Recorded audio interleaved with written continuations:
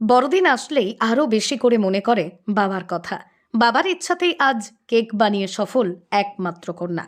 পড়াশোনা করার পরেও চাকরি বাকরির অবস্থা দেখে দুশ্চিন্তাগ্রস্ত বাবার আদরের একমাত্র কন্যা সন্তান কেক তৈরি করেই হলো স্বাবলম্বী। কিন্তু এই সুসময় বাবা আর নেই। বড়দিন আসলেই আরো বেশি করে মনে পড়ে বাবার কথা। জীবনের লড়াইয়ে ঘুরে দাঁড়ানোর অনুপ্রেরণাদায়ক ঘটনাটি নদিয়ার শান্তিপুর ঢাকা পাড়ার শান্তিপুর রেলওয়ে স্টেশন ১ নম্বর প্ল্যাটফর্মে চায়ের দোকান ছিল গণেশ দাসের। বিগত ২ বছর বিভীষিকাময় করোনার ভয়ঙ্কর পরিস্থিতির মধ্যে উপলব্ধি করেছিলেন একমাত্র কন্যা সন্তানকে নিজে পায়ে দাঁড়াতেই হবে। চাকরি বাকরির বর্তমান পরিস্থিতি বুঝেই শান্তিপুর কলেজ থেকেই স্নাতক হওয়া মেয়েকে কেক বানানো শেখাতে নিয়ে যান প্রিয়াঙ্কা বিশ্বাসের কাছে। আমি গত ৪ বছর ধরে কেক বানাচ্ছি, কিন্তু মানে যত দিন যাচ্ছে এই কেকের বিজনেস বলুন বা কেকের চাহিদা বলুন, এটা কিন্তু অনেক অনেক বাড়ছে।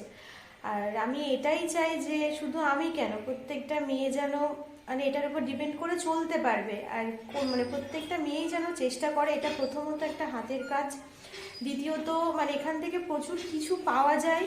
আর অবশ্যই ফ্যামিলির সাপোর্টটা তো অবশ্যই আগে দরকার। অনেক কিছু শেখা যায় এই রাস্তাটা থেকে। যদিও সে সময় করোনার কারণে দীর্ঘদিন বন্ধ ছিল ট্রেন চলাচল, তাই নিস্তব্ধ প্ল্যাটফর্মে গণেশবাবু চায়ের দোকানও প্রতীক্ষায় ছিল সুদিনের। যদিও ইতিমধ্যেই মেয়ে প্রিয়া নেটদুনিয়ায় তার তৈরি কেকের ছবি ভিডিও আপলোড করিয়ে দু একটা অর্ডার পেতে শুরু করেছে। অবশেষে করোনার ভয়াল গ্রাস থেকে একটু একটু করে স্বাভাবিক পরিস্থিতি শুরু হওয়ার সাথে সাথেই তাদের দোকানেও কেক বিক্রি শুরু হয়। বাবার মুখে মেয়ের তৈরি করা কেকের প্রশংসায় চা এবং অন্যান্য খাদ্যদ্রব্যের থেকে কেকের জনপ্রিয়তা বাড়তে থাকে ক্রমশ। মাত্র ১ বছরের মধ্যেই আর্থিক সচ্ছলতা এবং দোকানের সুদিন ফিরতে সামান্য পেটের সমস্যা থাকলেও মূলত হৃদরোগে আক্রান্ত হয়ে মৃত্যু হয় গণেশবাবুর। কিন্তু বাবার কথা ভেবেই প্রিয়ার পড়াশোনা থেকেও এই কেক তৈরির ব্যবসায় মনোনিবেশ করে। মা পম্পা দাস সারাদিন সামলান দোকান। মেয়ে প্রিয়া একদিকে নির্দুনিয়ায় অর্ডার সাপ্লাই, অন্যদিকে নিজেদের দোকানের মাধ্যমে বিক্রি করে দুটো পেট চলছে কোনো রকমে। তবে প্রিয়ার ইচ্ছা আগামীতে কেক তৈরির ধারাবাহিকতা ভাবেই প্রশিক্ষণ হওয়া, অন্যদিকে পাইকারিভাবে প্রচুর পরিমাণে কেক বিক্রির ব্যবস্থা করা। তবে দিনে দিনে প্রস্তুতকারকের সংখ্যা বৃদ্ধি পেল সে দুশ্চিন্তায় নেই, কারণ হিসেব জানায়। আমার মেয়ে প্রিয়া যাও বাড়িতে কেক বানায়, অনলাইনেও কিছুটা সেল হয়, আমার দোকান আছে শান্তিপুর স্টেশনে, ওখান থেকেও সেল হয়।